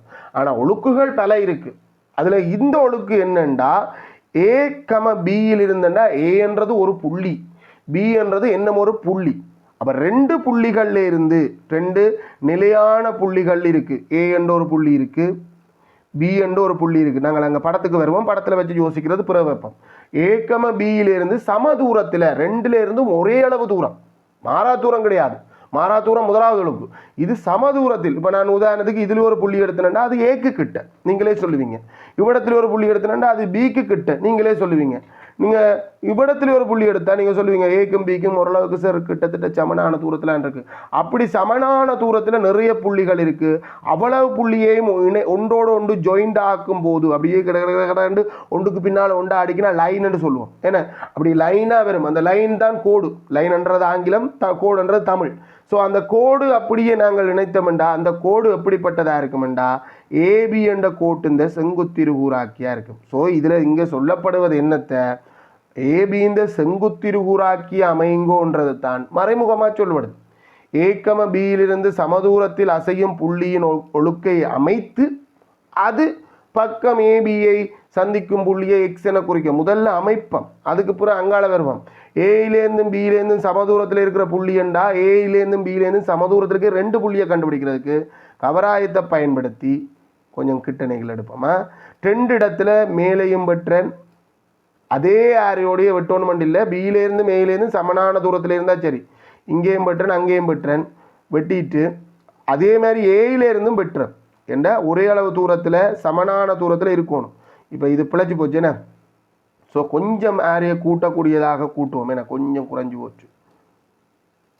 ஏயிலிருந்தும் சமனான தூரத்தில் ஒரு புள்ளியை கண்டுபிடிக்கணும். அது உண்மையாக சொன்னால் இதுலேருந்து இந்த புள்ளியை வெட்டினோன்னே நீ பிக்கு வச்சிருவோணும். நாங்கள் கொஞ்சம் வேலை சுவத்துக்காண்டி என்ன செய்கிறோம்டா 2 பக்கமும் வெட்டி போட்டு தான் வருவோம். இங்கேயும் வெட்டி போட்டு அங்கேயும் வெட்டி போட்டு வரும்போது எங்களுக்கு வேலைச்சுவம் என்னடா அதே ஆரியோடைய டக்கண்டு புள்ளிகள் 2 கண்டுபிடிவிடும். 2 புள்ளிகள் இருந்தால் ஒரு கோடு தாராளமாக கீறலாம். அதுக்காண்டி தான் நாங்கள் 2 பக்கமும் ஒரே ஆரியோட வெட்டுறது. கட்டாயம் ஒரே ஆரியோட வெட்டணும் இல்லை. ஏயிலேருந்தும் பியிலேருந்தும் சம தூரத்தில் இருந்தால் சரி. கீழே இருக்கிற புள்ளி வேறு தூரமாகவும் இருக்கலாம். ஆனால் சமதூரமாக இருந்துக்கணும். அதான் விஷயம். இந்த 2 புள்ளிகளையும் இணைக்கிறதோட மட்டும் இல்லை, அதை நீட்டியும் விடணும். இணைச்சிட்டு நாங்கள் ஒழுக்க கீறிட்டோம்டா அது இல்லை. இது 2 புள்ளி, இந்த புள்ளிகளில் இருக்கிற எல்லா புள்ளிகளுமே சமதூரத்தில் இருக்கும். அது சீக்குள்ளால் போகுமோ? இல்லை, போகாது. சீக்குள்ளால் சில சந்தர்ப்பத்தில் போகும். அது எப்படிப்பட்டதாக இருக்கணும்டா? சீக்குள்ளால் போகணும்டா அது இருசம பக்க முக்கோணமாக இருக்கணும். இருசம பக்க முக்கோணத்தில் தான் சீக்குள்ளால் போகும். இந்த கணக்குக்கு சீக்குள்ளால் போகாது. இந்த ஒழுக்க வரைஞ்சாச்சு, அந்த கமகான வந்தாச்சு, அமைத்து அது பக்கம் ஏபியை சந்திக்கும் புள்ளியை எக்ஸ் என பேரிடுங்க. இந்த ஒழுக்கு பக்கம் ஏபியை எங்கே சந்திக்குது? இந்த இடத்துல சந்திக்குது. ஏசியையும் சந்திக்குது. கேட்டது ஏபியை சந்திக்கிற புள்ளிக்கு எக்ஸ் என்று பேர் வைக்கட்டுமா? நாங்கள் பேர் வச்சிருவோம். எக்ஸ் என்று பேர் வச்சாச்சு. வினா இலக்கம் 2 செஞ்சாச்சு. ஒன்றன் மீது ஒன்றாக செஞ்சு கொண்டு வர்றது. 3வது கேள்வி, ஏபி கம ஏசி. போன முறை ஏ கம பி, இந்த முறை ஏபி கம ஏசி. ஏபி என்று 2 எழுத்துல சொன்னால் கோடு, ஏசி என்று 2 எழுத்துல சொன்னால் கோடு. அப்போ 2 கோட்டில் இருந்து இந்த முறையும் ஒழுக்கு தான் வரைய சொல்வது. ஒழுக்கோடு தான் கூடுதலான கேள்விகள் வருது. ஏபி என்ற ஒரு கோடு, ஏசி என்ற ஒரு கோடு இங்கே ஏயில் சந்திக்கும். இல்லை 2 சமாந்தரமற்ற நேர்கோடு வேண்டாம், கட்டாயம் எங்கேயோ ஒரு இடத்துல சந்திக்கும். இந்த 2 நேர்கோடுகள்லேருந்து சமதூரத்தில் இருக்கிற ஏபி கம ஏசியிலிருந்து சமதூரத்தில் அசையும் புள்ளியின் ஒழுக்கை வரைக. அப்போ 2 கோடுகள்லேருந்து சமதூரத்தில் இருக்கணும். இப்போ உதாரணத்துக்கு நான் இடத்துல ஒரு புள்ளி எடுத்துட்டேன்டா, நீங்கள் எல்லாருமே சொல்லுவீங்க சார் அது ஏபிக்கு கிட்டே இருக்குது அப்படின்னு சொல்லுவீங்க. அதே மாதிரி இங்கே நேக்கில் ஒரு புள்ளி எடுத்துட்டேன்டா அது ஏசிக்கு கிட்டே இருக்குன்னு சொல்லுவீங்க. அப்போ நடுவாக சமதூரத்தில் இருக்கா புள்ளிகள்னா நடுவில் இருக்குது. நடுவில் ஒரு புள்ளியாக இருக்குது, இல்லை எக்கச்சக்கமான புள்ளி இருக்குது. அவ்வளோத்தையும் நினைச்சா ஒரு நேர்கோடு வரும். அந்த கோடு அப்படிப்பட்டதாக இருக்கும், கோண இருகூறாக்கியாக இருக்கும். அந்த கோண இருகூறாக்கியை கண்டுபிடிக்கிறதன் மூலம்தான் நாங்கள் அந்த குறித்த ஒழுக்க வரையக்கூடியதாக இருக்கும். ஆகவே அந்த ஒழுக்க வரைவம் ஏபி கம ஏசியிலிருந்து சமதூரத்தில் அசையும் புள்ளியின் ஒழுக்கை வரைக. அப்போ ஏபி கம ஏசி, இதுதான் ஏபி, இதுதான் ஏசி. இந்த 2 பேர்லேருந்து சமதூரத்தில் நிறைய புள்ளிகள் இருக்குது. அந்த ஒழுக்க வரையணுமெண்டா நாங்கள் என்ன செய்யணும்? ஏயில் கோண இருகூறாக்கிக்கிறோம். கவராயத்தை எடுத்து கோண இருகூறாக்கி நீங்கள் எந்த ஆரையோடையும் இந்த ஆரை அந்த ஆரைண்டு உங்களை இந்த ஆரை இந்த அளவில் ஒன்றும் தங்கி இல்லை. பொருத்தமான ஆரைண்டா ஒரு 2 சென்டிமீட்டர் அளவுலையாவது எடுத்துக்கணும். சரிதானே? நல்லா குட்டியாக எடுத்தாலும் வலு வரும், நல்லா பெருசாக எடுத்தால் படத்தை குழப்பம். ஸோ படத்தையும் குழப்பக்கூடாது, எங்களுக்கு துல்லியமாக பெறணுமெண்டா 2க்கு இடைப்பட்ட 2 இல்லை 1 தசம் சொச்சம் அப்படிப்பட்ட ஆரையோட ஒரு வில்லொண்டை வெட்டிக்கொள். இந்த வில்வெட்டின இடத்துல இருந்து சமதூரத்தில் இருக்கும் ஒரு புள்ளியை கண்டுபிடிச்சா போதும். ஏ என்ற ஒரு புள்ளி இருக்கிறதால ஆரையை மாற்றலாமோண்டா தாராளமாக மாற்றலாம், சந்தர்ப்பத்தை பொறுத்து மாற்றலாம். சரிதானே? உண்ட விருப்பம். இதில் நான் மாற்றாமல் கூட வச்சிருந்துருக்கலாம். ஆனால் சந்தர்ப்பத்தை பொறுத்து மாற்ற வேண்டி வந்தால் நீ மாற்றி ஆகணும். ரைட்டா? நீ வில்லொண்டை வெட்டு, இந்த குறித்த புள்ளியிலேருந்து ஒரு வில் வெட்டு. அதே மாதிரி அந்த ஏற்கனவே நாங்கள் அடுத்த புள்ளி இருக்குது தானே, அந்த புள்ளியிலேருந்தும் இந்த வில்லின் மீது என்ன ஒரு வில் வெட்டு. இந்த 2 விற்களும் வெட்டுற ஒரு புள்ளி இருக்குது தானே, அந்த புள்ளி இந்த 2 கோட்டிலேருந்தும் சமதூரத்தில் இருக்க ஒரு புள்ளி. கட்டாயம் அது ஏ கூடாகவும் போகும் கோண இருகூறாக்கின்றது. ஸோ ஏயும் அந்த புள்ளியை இணைக்கிறதோடு மட்டும் விடாமல் நீட்டியும் விடணும். நீட்டணும். கோண இருகூறாக்கின்றது அதோட மட்டும் முடிஞ்சிடுமன்றது தப்பான எண்ணம். நீட்டி விடணும். இதுதான் அந்த கோண இருகூறாக்கியும் வரைஞ்சாச்சு. வினா இலக்கம் 3 முடிஞ்சு.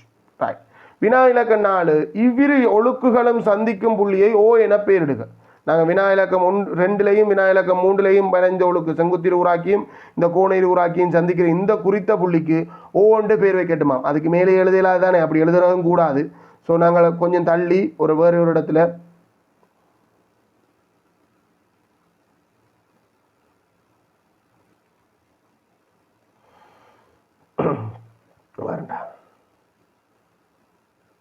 ஓண்டு பேர் வச்சாச்சு. ஓ என பேர் வச்சாச்சு. வினா இலக்கம் 4 முடிஞ்சு. 5வது கேள்வி, ஓவை மையமாகவும் கவராய் கூற ஓவை மையமாண்டா ஒரு வட்டத்தை வரை சொல்கிறாங்க. ஓவை மையம்ண்டா கவராய் கூற ஓக்கு கொண்டு ஓடணும். ஓன்றது இந்த 2 கோடும் இடைவெற்ற புள்ளி எழுதி இருக்கிறது தான் அங்கே இருக்குது. அப்புறம் ஓவில் கொண்டு வைக்கிறீங்கள, ஓ என்று எழுதினதுக்கு மேலே கொண்டு வைக்கிறீங்கள. ஓவை மையமாகவும் ஓ எக்ஸை ஆரையாகவும், ஸோ பென்சில் முனையை எக்ஸுக்கு கொண்டு வர்றது. ஓ எக்ஸை ஆரையாகவும் கொண்ட வட்டத்தை அமைத்து அதன் ஆரையை அளந்துருது. வட்டத்தை அமைக்கிறதுக்கு நாங்கள் அப்படியே சுற்றி வட்டத்துக்குன்னா சரி, அது அப்படியே போய் அந்த பக்கம் ஏசியையும் வெட்டி கொண்டு இல்லாமல் தொட்டு கொண்டு போகும். அது தரம் 10க்கோ தரம் 9க்கோ படிப்பீங்க. இதே மாதிரி வரும் வட்டம். இந்த வட்டத்தை அமைக்கிறதோடு மட்டும் இல்லை, அது இந்த ஆரையையும் அளந்தெழுதட்டுமா. ஆரையை அளந்தெழுது 2 அடிமட்டத்தை கொண்டு வந்து அளக்குறையில பிள்ளைகள் கவராயத்தை அடிமட்டத்துக்கு கொண்டு வரது. கவராயத்தை அடிமட்டத்துக்கு கொண்டு வந்து இது இந்த ஏரை எத்தனை சென்டிமீட்டர் என்ற அளந்து பார்க்குறது. சரியா? 2 தசம் பாப்போம் 2 சென்டிமீட்டர் ரெண்டே வைக்கலாம். என்ன 2 தசம் ஒன்று இல்லாமல் இல்லை, 2 சென்டிமீட்டர் வருது ஏரை. உங்களுக்கு அதே ஏரை வருதுன்றதை செக் பண்ணிக்கொள்ளுங்க. ஏரை அளந்ததை சொன்னது வினாயிலக்கம் 3ல் இதுதான் எங்களுக்கு முதலாக விட கொடுக்க வேண்டி வந்தது. 3வது கேள்வி என்று போட்டு அவ்வளவு கேள்வியும் இதில் எழுதி போட்டு அந்த ரோமன் இலக்கம் 5க்கு மட்டும்தான், ரோமன் இலக்கம் 5லேயே பல பகுதிகள் அங்கே செஞ்சுருக்கோம். 6 மட்டும்தான் நாங்கள் விடையாக சமர்ப்பிக்க வேண்டியிருக்கோம். 2 சென்டிமீட்டர்ன்றது விட 2 சென்டிமீட்டருக்கு மட்டும்தான் சரி போடுறோன்னா இல்லை, 1.9 சென்டிமீட்டர் இருந்தாலும் சரி போட்டுக்கொள்ளுங்க, 2.1 சென்டிமீட்டர் இருந்தாலும் சரி போட்டுக்கொள்ளுங்க. அது குட்டி வாழு வரும், அதில் பிரச்சனை இல்லை. சரி, புள்ளித்திட்டத்தை சொல்கிறேன் பிள்ளைகள். 11 புள்ளியையும் எப்படி பிரிக்கிறது அப்படின்றத சொல்கிறேன். ஏபியக்குறதுக்கு 1 புள்ளி, பிறகு அந்த குறித்தவில் சியை கண்டுபிடிச்சு அதை முக்கோணமாக கண்டுபிடிக்கிறதுக்கு 2 புள்ளி, முக்கோணம் அமைத்தலுக்கு 3 புள்ளி கொடுங்க. அதுக்கு பிறகு இந்த செங்குத்திருகூராக்கிக்கு வழக்கமானது 2 புள்ளி கொடுத்து பார்ப்போம். தச்சவன் கூட்டி கொடுக்க வேண்டியதுதான் கொடுப்போம் 2 புள்ளி. கோண இருகூராக்கிக்கு 2 புள்ளி. ரைட்டா? வட்டத்து இந்த மையம் ஒவ்வொன்று குறிக்க சொன்னது ஒவ்வொரு மையத்தை குறிக்கிறதுக்கு 1 புள்ளி, அந்த எக்ஸ் குறிக்க சொன்னது எக்ஸ் குறிக்கிறதுக்கு 1 புள்ளி. ரைட். அதுக்கு பிறகு அந்த வட்டம் வரைதலுக்கு இது வரைக்கும் எத்தனை புள்ளி வந்துருச்சு? 6 9 புள்ளி வந்துருச்சு. வட்டம் வரைதலுக்கு 1 புள்ளி. அது இந்த ஏரியா அளந்தெழுதி அது 2 சென்டிமீட்டரோ இல்லை 9.1 இல்லை 2.1 அது கொடுக்குறதுக்கு 1 புள்ளி. குறித்த இந்த வினாவுக்கு உங்களுக்கு 11க்கு 10க்கு இல்லை 11க்கு எத்தனை புள்ளி கிடைத்திருக்கு அப்படின்றத பதிவிடுங்க. ஏன் நான் 10க்கு போடுறேன்னா பிறகு வேற 10ஆம் ஆண்டு கேள்வியிலெல்லாம் 10க்கு தான், 10க்கு எத்தனை புள்ளி என்று வரும். இது 11க்கு எத்தனை புள்ளி அப்படின்றத பதிவிடுங்க. 4வது கேள்வி. 4வது கேள்வி 2 பகுதியை கொண்டிருக்கு. இப்போ தரம் 9 பொறுத்த வரைக்கும் ஒவ்வொரு கேள்வியுமே 2 பகுதி கொண்டிருக்கும். ஏன்னா மொத்தமாக செகண்ட் பார்ட்டை பொறுத்த வரைக்கும் 6 கேள்வி, மேக்சிமமாக போனால் கூட 7 கேள்வி தான் இருக்கும். 7 கேள்விகளும் எங்களோட பாடப்பரப்பில் இருந்த மொத்தம் 27 பாடமோ 28 பாடம். 28 பாடங்களையும் அடக்கணும்ன்றது ரொம்ப கஷ்டம். அப்படி இல்லைன்னா நாங்கள் தரம் 11க்குரிய பேப்பர் இந்த செட்டிங்கில் பார்த்தோம்னா 12 மெயின் பாடங்கள் நாங்கள் தனித்தனி கேள்வியாக வச்சுருப்போம். ஸோ 12 அடக்கிறதுன்றதும் இங்கே கஷ்டம். ஆகவே என்ன நடக்கும்னா ஏபி என்று 2 பிரிப்புகளை கொண்டிருப்பாங்க. அதில் இங்கே ஏ பகுதியில் ஒரு அளவிடை படம், அதாவது திசைகோள் சம்பந்தப்பட்ட ஒரு கேள்வியும், பி பகுதியில் புள்ளி விரவியல்லேருந்து இடைகாணுதல் தொடர்பான ஒரு கேள்வியும் இங்கே எங்களுக்கு தரப்பட்டிருக்கு. இப்போ ஏ பகுதி கேள்வி அளவிடை படம் என்ற கேள்வி உண்மையாக ஒரு பெரிய பாடம். நாங்கள் பார்க்குற மாதிரி ஒரு குட்டி பாடம் இல்லை, அது இந்த பிரயோகம் பெருசு. அது நேரடியாக தரம் 9 தேர்ட் டேர்மில் கேட்குறதுக்கு வாய்ப்பு இல்லை. ஆனால் அந்த கேள்வி எங்களுக்கு வராதோண்டா வரும். எப்போ வருமெண்டா உங்களுக்கு தரம் 10 இந்த ஃபஸ்ட் டேர்ம் செகண்ட் டேர்ம் எக்ஸாம்களில் அது பெரிய அளவில் தாக்கம் செலுத்தும். ஃபஸ்ட் டேர்மில் விடுபட்டாலும் செகண்ட் டேர்ம் எக்ஸாமில் அது பெரிய அளவில் தாக்கம் செலுத்தும். இடைக்குள்ள நீங்கள் எந்த ஒரு சந்தர்ப்பத்திலையும் அளவிடை படம் படிக்க மாட்டீங்க. இனி எப்போ அளவிடை படம் படிப்பீங்கன்னா தரம் 10 இந்த கடைசி பாடம் தான் அளவிடை படம். தரம் 10 இந்த தேர்ட் டேர்ம் கடைசி பாடமாகத்தான் நீங்கள் அளவிடை படம் படிப்பீங்க. அப்போ அது வரைக்கும் தரம் 9ல் படித்த கிடைத்தள அளவிடைப்படம், தரம் 10ல் படிக்க போகிற அளவிடைப்படம் நிலைக்குத்து தள அளவிடைப்படம், மேலே பார்க்குறது கீழே பார்க்குறது சம்மந்தமாக உங்களுக்கு வடக்குலேருந்து விளஞ்சுலியாக மொத்தம் 360 பாகையும் பிரித்து போட்டது சம்மந்தமான படம். அதில் கேட்கப்பட்ட இந்த கேள்வி ரொம்ப ரொம்ப இலகு. அளவிடைப்படம் எல்லாம் வரைய சொல்லல. ஏயிலிருந்து பிஎன் திசைகோள், ஏயிலிருந்து பிஎன் திசைகோள், திசைகோள் என்றா என்ன அப்படின்னா நாங்கள் வெறும் கோணத்தை மட்டும் பயன்படுத்தி திசைகளை சொல்கிறது. எங்களுக்கு ஆரம்பத்தில் 4 திசை இருந்துச்சு, அது போதாதுன்ற சந்தர்ப்பத்தில் 8 திசை கொண்டு வந்தோம். 8 திசையும் போதாது அப்படின்ற ஒரு சந்தர்ப்பம் வந்துச்சு. ஸோ அந்த சந்தர்ப்பத்தில் தான் நாங்கள் திசைகோள் அப்படின்றத அறிமுகம் செய்கிறோம். திசைகோள் என்றா என்னென்னா நாங்கள் ஒரு சாதாரண திசையிலேருந்து வடக்கு திசையை பூச்சியமாக கருதி மொத்தம் 360 பாகையையும் பிரித்து ஒவ்வொரு பாகையையும் ஒவ்வொரு திசைகளாக கருதுகிறோம். என்ன இங்கே திசைகோள் 2-3 எடுகோள்களுக்கு அமைய வரும். வடக்க பூச்சியமாக கருதி வலஞ்சுழியாக பார்க்குறோம் அப்படின்றதும், 2வது ஒவ்வொரு திசைகோள் இலக்கங்களாக எண்களாக சொல்லும் பொழுது 3 இலக்க எண்களாக சொல்லணும். 30 பாகைனா 0-30 பாகை திசைகோளில் அப்படின்னு தான் சொல்லணும். இல்லையா 0-30 பாகை என்று சொல்லப்படாது. 0-30 பாகை திசைகோளில் அப்படின்றதையும் சேர்த்து சொல்லணும். இல்லை திசைகோள் 30 பாகை ஆகும் அப்படி என்றும் சொல்லணும். 0-30 பாகை ஆகும் என்று சேர்த்தா போல தான் சொல்லணும். மொழியை தனியாக சொல்ல இயலாது. அந்த ரூல்ஸ் அமைய இருக்குது. இங்கே நாங்கள் வடக்கு போட்டிருக்கு 75 பாகை திசைகோளில் பி இருக்கா. வடக்குலேருந்து 75 பாகை திசைகோளில் பி இருக்குண்டா கேள்வி என்னண்டா பியிலிருந்து ஏயின் திசைகோளை காண்க. பியிலேருந்து ஏயின் திசைகோள்ன்றது வடக்குலேருந்து விலஞ்சுலியா. இப்போ நான் பியில் 4 கோடையும் போட்டுக்கொள்கிறேன். வடக்கு மட்டும் எனக்கு போதுமானது ரெண்டாலும் நான் வடக்கு மட்டும் விட்டுட்டு 4 கோடையும் போட்டுறேன். வடக்கு கிழக்கு தெற்கு மேற்கு 4 கோடையும் போடுறேன். எனக்கு 4 கோடையும் போட்டால் கணக்கு செய்கிறதுக்கு கொஞ்சம் இலகு. ரைட், வடக்குலேருந்து விலஞ்சுலியாக எத்தனை பாகை அப்படின்றது தான் தேவை. வடக்குலேருந்து விலஞ்சுலியா எத்தனை பாகை தேவை அப்படின்றது தான் எனக்கு தேவை. இதில் ஒரு ஐடியாவில் ஒன்று விட்ட கோணம் உனக்கு காணலாம்டா. ஒன்று விட்ட கோணம் என்றால் செட் வடிவ கோணம். என்ன செட் வடிவ கோணம் என்ற அடிப்படையில் இந்த கோணம் 75 பாகை என்று வரும். ஆனால் அது 75 பாகை மாதிரி இல்லை, பரம்படி படம் தானே. இங்கால 180 பாகை. ஆக மொத்தத்தில் வடக்குலேருந்து இது எவ்வளவு வந்திருக்கு அப்படின்னு பார்த்தீங்கன்னா 180 + 75 கூட்டினீங்கன்னா 5 ஒரு மிச்சம் 2. ஆகவே நீ விட கொடுக்கும்போது 255 பாகை திசைகோளில் அப்படின்றத சேர்த்து எழுதணும். நீங்கள் இல்லைண்டா 255 போட்டால் ஒரு பிழையும் இல்லை. இது ஒன்று தான் வழியோண்டா இல்லை, இன்னும் ஒரு வழி இருக்கு. என்ன ஒரு வழி என்னண்டா இங்கால இருக்கிற கோணத்தை காண்றது. இந்த கோணம் நே கோணம் என்ற அடிப்படையில் 180லேருந்து 75 கழிச்சா அந்த கோணத்தை காணலாம். அது 105 பாகை என்று வரும். எது இந்த கோணம் 105 என்று வரும். ஆகவே நாங்கள் மீதி 360 மீதி இருக்கிற கோணத்தை காண்றதுக்கு 360லேருந்து 105 பாகையை கழிச்சா, சைவர்லேருந்து 5 போக கடன் எடுத்தால் 10, 10லேருந்து 5 போனால் 5, இங்கே கடன் கொடுத்ததால் 5 இருக்கும், 5லேருந்து 0 போனால் 5, 2, 255 பாகை என்று வரலாம். ஒன்று விட்ட கோணத்தை பயன்படுத்தி வாரது தான் இலகுவானது. நீங்கள் எந்த மாதிரி வந்திருந்தாலும் பிரச்சனை இல்லை. இதுதான் வழி அதுதான் வழி என்று ஒன்றும் இல்லை. நீங்கள் எந்த மாதிரி வந்திருந்தாலும் உங்களுக்கு அதை விட சரி. பி பகுதிக்கு போகும் பிள்ளைகள், பி பகுதி ஒரு மீடுற அட்டவணையை பயன்படுத்தி இடை காண்றது தொடர்பான வினா. மீடுற அட்டவணையிலேருந்து இடை காண்றது. தரம் 10க்கு போன பிறகு கூட்டமாக்கப்பட்ட மீடுற அட்டவணை இருக்கும். தரம் 9 பொறுத்த வரைக்கும் கூட்டமாக்கப்படாத மீடுற அட்டவணை. என்ன சார் கூட்டமாக்கப்பட்டது, என்ன சார் கூட்டமாக்கப்படாதுண்டா இதுதான்டா. இங்கே 15 கிலோகிராம் R2 தந்திருக்குது, அங்கே 10 தொடக்கம் 15க்குள்ள R2 தரப்படும். ஸோ அங்கே நடுப்பெருமானம் அப்படின்ற ஒரு கோலத்தை நாங்கள் நிரப்ப வேண்டி இருக்கும். அது தரம் 9க்குரிய சிலபஸில் இல்லை. ஒரு காலத்துக்கு முன்னுக்கு இருந்தது புற இல்லை. இப்போ எங்களுக்கு அது 10ஆம் ஆண்டுக்குரியதாக தான் இருக்குது. அது அங்கே காணுவோம். இங்கே எங்களுக்கு என்ன கேள்விக்கு வருவோம். முதல்ல கடை ஒன்றில் ஒரு நாளில் விற்பனை செய்யப்பட்ட 5 கிலோகிராம் உள்ளடங்கிய அரிசி பை, 5 கிலோகிராம் அரிசி பேக் விற்கிற கடை. நீங்கள் எத்தனை வாங்கினாலும் 5 கிலோகிராம் அரிசி பேக்கில் தான் தருவாங்க. இந்த சில்லறையாக வாங்கிலாது 2 கிலோகிராம் 1 கிலோகிராம் மட்டும் வாங்கிலாதுன்ற மாதிரி கணக்கு சொல்லப்பட்டிருக்கு. காரணம் என்னென்னா இது ஒரு கூட்டமாக்கப்பட்ட அதை தரவாக தரணுமென்றதுக்காக அப்படி சொல்லப்பட்டிருக்கு. அரிசி பை அளவுகளும் அவற்றை கொள்வனவு செய்த நுகர்வோர்களின் எண்ணிக்கையும் கொண்ட தகவல் பூரணமற்ற அட்டவணையில் தரப்பட்டுள்ளது. தகவல் பூரணமாக தான் இருக்குது. அரிசி கொள்வனவு செய்த அளவும் இங்கே பூர்ணமாக தான் இருக்குது. நுகர்வோர்கள் எண்ணிக்கையும் பூர்ணமாக இருக்குது. எது பூர்ணமாக இல்லையெண்டா எஃப்எக்ஸ் குளம் தான் பூர்ணமாக இல்லை. ஏன் எஃப்எக்ஸ் குளம் நிரப்பணும்ன்றதுக்கு நாங்கள் புற வர்றோம். முதலாவது கேள்வி ஆகாரத்தை காண்க. ஆகாரம்ண்டா ஒரு தரவில் எந்த தரவு கூடுதலான தடவை வருதோ அதுதான் ஆகாரம். இதில் எது கூடுதலான தடவை வருதுண்டா சில பிள்ளைகள் நினைக்கும் 4 தானே கூட தடவை வருது, இங்கேயும் 4 2 தரம் வந்திருக்கு, வேறு ஏதாவது 2 தரம் வந்திருக்கோ, இல்லை 4 தான் ஆகாரம் அப்படின்ற மாதிரி நினைக்கலாம். இல்லை, இது பிழை.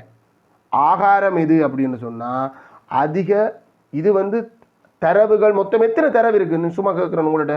மொத்தம் எத்தனை தரவு இருக்குது பிள்ளைகள்? 1 2 3 4 5 6 7 8 தரவாக இருக்குது. இல்லை, இதுதான் தரவு இங்கே மீடுற அட்டவணையாக மாறி 15 கிலோகிராம் அரிசி வாங்கினாக்கள் மொத்தம் 6 பேர். 15ன்றது 6 தடவை வரும். 20 கிலோகிராம் அரிசி வாங்கினாக்கள் 9 பேர். 20 தடவை 9 தரம் வரும். மொத்தமாக இதை கூட்டினா மொத்த தரவுகள், அதாவது மொத்த நுகர்வோர்கள் இந்த எண்ணிக்கை தான் எங்களுக்கு தரவுகள் இந்த எண்ணிக்கையாக இருக்க போகுது. 15 17 20 32 36 40 50 பேர். 50 பேர் கொள்வனவு செய்த அரிசி இந்த அளவு தான் இங்கே இருக்குது. ஸோ எங்கள்கிட்ட கேட்கப்படுவது ஆகாரம்ண்டா இங்கே இருக்கிறது தரவு கிடையாது. இதுதான் தரவு. அது எத்தனை தடவை வந்திருக்கிறது என்றது தான் இங்கே இருக்க மீடுறன். இதை சொல்கிறது மீடுறன்னு சொல்லுவோம், எண்ணிக்கை. இதில் எது மிகப்பெரிய மீடுறனோ அதை கொண்டிருக்கிற தரவு தான் ஆகாரம். ஆகவே ஆகாரம் 35. நீங்கள் கிலோகிராம் என்று போடலாம், போடாமல் விடலாம், அதில் பிரச்சனை இல்லை. 35 என்றது தான் ஆகாரம். இடையத்தை காண்க. இடையம் அப்படின்றது ஒரு தரவு தொகுதியில் ஏறு வரிசையில் அடுக்க நடுவில் வர்ற தரவைத்தான் நாங்கள் இடையம் என்று சொல்லுவோம். இங்கே தரவுகளின் எண்ணிக்கை 30 தாண்டி போகிற சந்தர்ப்பத்தில் இல்லைன்னா அட்டவணையாக போட்டாலே மீட்டர் அட்டவணையாக போட்டாலே நாங்கள் 30 தாண்டி போகிற சந்தர்ப்பத்தில் இடையத்துக்கான சூத்திரம் நேரடியாக நாங்கள் 2ஆல் வகுக்கலாம். ரெட்டு என்ன இருந்தால் 2ஆல் வகுக்கிறது எங்களுக்கு கொஞ்சம் ஈஸி தானே. ஒற்றை தசமத்தில் வந்தாலும் வகுத்தாலும் ஒரே விட தான் வரும். நீ ரெட்டு என்ன இல்லை n+1/2 தான் போட போகிறேன் அப்படின்னு நினைச்சாலும் அந்த விட தான் வரும். தரவுகளின் எண்ணிக்கை 30 விட குறைவாக இருந்தால்தான் நாங்கள் n+1/2 என்ற சூத்திரத்தை பயன்படுத்துவோம். இங்கே தரவுகளின் எண்ணிக்கை 50 மொத்த தரவுகள். ஸோ இடையம் வேணுமெண்டா இடையம் எங்களுக்கு வேணுமெண்டா இடையத்தை காண்றதுக்கு மொத்த தரவுகளின் எண்ணிக்கையை நேரடியாக 2ஆல் வகுத்தமெண்டா ஓர்டரில் அடுக்கும்போது முன்னுக்கு இருந்து பின்னுக்கு வரைக்கும் ஓர்டரில் அடுக்கும்போது 25வது தரவு 25வது ஈட்டு எங்களுக்கு யாரோ அதுதான் இடையம். 25வது தரவை நாங்கள் எப்படி காணலாம்? ஏறு வரிசையில் அப்போ திரும்ப எடுக்கணுமே இல்லை. இதில் திரள் மீறன் என்ற ஒரு குளம் மாதிரி பிள்ளைகள் 6 பேர் வரைக்கும் 15, 6க்கு அடுத்து 9 பேர் அதாவது எங்களுக்கு 15வது ஆள் வரைக்கும் 20, அடுத்த 2 பேர் 17வது ஆள் வரைக்கும் 25, அடுத்த 3 பேர் 20வது ஆள் வரைக்கும் எங்களுக்கு 30, அடுத்த 12 பேர் 32வது தரவு வரைக்கும் எங்களுக்கு 35. ஸோ இங்கே ஆகாரம் எங்களோட 25 அப்போ இங்கே இருக்கும் 20க்கும் 32க்கும் இடையில். அப்போ 25வது தரவண்டு எடுத்தாலும் சரி 25.5வது தரவண்டு எடுத்தாலும் சரி அதுவும் எங்களுக்கு என்னவா இருக்க போகுது 35 தான் இருக்க போகுது. ஆகவே ஆகாரமும் 35 இடையமும் 35. பொதுவாக நீங்கள் பார்த்தீங்களா பொதுவான கணக்குகளுக்கு ஆகாரம் இடையம் 2 பேருமே ஒரே ஆளாகத்தான் வருவியும். இந்த ஆகாரம் இடையம் இடை இந்த 3 பேருமே மைய நாட்டு அளவீடுகள் அப்படின்னு ஒரு பேர் கிடைக்கும். மைய நாட்டு அளவீடுகள் என்றால் தரவுகள் நடுவை நோக்கி வரும், நடுவில் இருக்கிற பெருமானங்களாக இருக்கும். பொதுவாக ஆகாரம் இடையம் இடை 3 பேருமே கிட்ட கிட்ட கிட்ட இருப்பியும். அதுதான் அதுதான் அர்த்தம். மேலுள்ள அட்டவணையை பூரணப்படுத்து. ஏன் பூரணப்படுத்தணும்? இடை காண்றதுக்கு. இடைன்னா இந்த 50 பேரும் கொள்வனவு செய்த மொத்த அரிசி இந்த திணிவை எனக்கு காண வேண்டிய ஒரு தேவை இருக்குது. இப்போ மொத்த நுகர்வோர்கள் இந்த எண்ணிக்கை இதை கூட்டினா நான் மொத்த நுகர்வோர்கள் இந்த எண்ணிக்கையை கண்டுட்டேன். மொத்த அரிசியின் திணிவை இதை கூட்டினா வருமோண்டா இல்லை. இதை கூட்டினா என்னென்னு வரும்? எங்களுக்கு 6 பேர் 15 கிலோ படி வாங்கியிருக்கோம். அப்போ 6 பேரும் வாங்கின மொத்த திணிவு 90 கிலோ. 9 பேர் 20 கிலோகிராம் வீதம் வாங்கியிருக்கோம் 180. 2 பேர் 25 கிலோகிராம் வீதம் வாங்கியிருக்கோம் 50. 30 கிலோகிராம் வீதம் 3 பேர் வாங்கியிருக்கோம். அங்கே கொள்வனவு செய்யப்பட்ட அரிசி 90 கிலோகிராம். 35 பேர் 35 கிலோகிராம் வீதம் 12 பேர் வாங்கியிருக்கோம். பெருக்கோணம் 60 சைவரை போட்டு 6 மிச்சம் 36 6 42 420 கிலோகிராம் அரிசி அந்த 12 பேரும் மட்டும். அதே மாதிரி 40 கிலோகிராம் வீதம் 4 பேர் 160 கிலோகிராம் வில்வற்றிருக்கும். அதே மாதிரி 45 படி 4 பேர் 180, 50 படி 10 பேர் 500. மொத்தமாக கூட்டினாத்தான் மொத்தமாக விற்பனை செய்யப்பட்ட அரிசி இந்த திணிவு வரும். ஒன்றுக்களை கூட்டினா ஒன்றுக்களில் எங்கேயுமே இல்லை, எல்லாமே 0 0. 10க்களை கூட்டுறன் பிள்ளைகள் 10க்களை கூட்டினா 17 17 5 22 22 31 33 39 47 7 போட்டு 4 மிச்சம். அதை 100க்களுக்கு கொண்டு போகிறேன். இதில் தான் ஒரு 100க்கள் இருக்குது. 4 மூன்றும் 5 5 4 9 10 11 16 1670 என்று வருது. எங்களுக்கு மொத்தமாக விற்பனை செய்யப்பட்ட அரிசியின் அளவு ஒரு நாளாகும். பாருங்க மேலே தந்துருக்கு. ஒரு நாளில் விற்பனை செய்யப்பட்ட மொத்த அரிசி இந்த திணிவு 1270 கிலோகிராம் அரிசி விற்பனை செய்யப்பட்டிருக்குன்னு வருது. எங்களுக்கு அட்டவணையை பூரணப்படுத்த சொன்னாச்சு. 3ஆம் கேள்வி அது அட்டவணையிலேயே செஞ்சாச்சு. மேலே ஒரு நுகர்வோர் ஒருவர் கொண்டு சென்ற அரிசியின் இடையை கிட்டிய கிலோகிராம் என்று சொல்லியிருந்தாலும் சரிதான், நிறைய கிலோகிராமில் கிட்டிய முழுவண்ணில் தருக 2 ஒன்று தானா? முழுவண்ணில் தரட்டுமா? கிட்டிய கிலோகிராமில் காணுங்க உண்டாலும் முழுவண்ணில் தர்றது தான். கிலோகிராமில் வந்தபடியே கிட்டிய முழுவனுக்கு மட்டும் தட்டு. இடையண்டா என்ன? சராசரி அவரேஜ். மொத்தமாக எத்தனை புள்ளிகளோ அத்தனையும் கூட்டி பாடத்தின் எண்ணிக்கையால் வகுக்கிறோமே அதே தான். இங்கே இடை காண்றதுக்கு மொத்தமாக கொள்வனவு செய்த அரிசி இந்த திணைவு 1670 கிலோகிராம் அரிசி கொள்வனவு செய்யப்பட்டிருக்கு. எத்தனை நுகர்வோரால்? 50 நுகர்வோரால் 50 ஆளை வகுக்கணும். வெட்டி போட்டெல்லாம் வகுக்கலாம், ஒரு பிரச்சனையும் இல்லை. ஆனால் நான் 50 ஆளையே வகுக்க போகிறேன். ஏனெண்டா அது சில சில சில சந்தர்ப்பங்களில் 50 ஆளை வெட்டுப்படக்கூடிய நம்பராக வரையிலேண்டா சில பிள்ளைகளுக்கு அது கஷ்டமாக போயிடும். அதனாடி நான் 50ஆம் பாய்வாடு 5ஆம் பாய்வாடு தெரிகிற ஒரு ஆளுக்கு 50ஆம் பாய்வாடு பெரிய விஷயம் இல்லை. 1ல் 50 இல்லை, சேர்த்து பார்த்தா 16லேயும் 50 இல்லை, 167 50 இருக்குது 3 முறை. 150 கழிச்சா 17 அங்கே சைவர் இறங்கினா 170ல் 50 இருக்குது 3 முறை. 150 கழிச்சா 20 அடுத்து தசந்தாண்டைக தசத்துக்கு பின்னால் இருக்கிற சைபர் ரங்கம் 200 200ல் 4 முறை அங்கால அவ்வளோத்தையும் முடிஞ்சிடும். ஆகவே என்னென்று வரப்போது விட 33.4 கிலோகிராம் வீதம் சராசரியாக ஒரு நுகர்வோர் வாங்கியிருக்கார். ஆனால் இடை கேட்டது முழுவெண் இல்லை, கிட்டிய முழுவெண் இல்லை. முழுவெண்ணுக்கு மட்டும் தட்டணும்னா முதலாம் தசமதான எண்ணை வச்சு தான் சொல்லுவோம். முதலாம் தசமதான எண் 4 இருக்கிறதால அது நீங்கி ஒரு மாற்றமும் வராது. 33 கிலோகிராம் அரிசி சராசரியாக இங்கே கொள்வனவு செய்யப்பட்டிருக்கு.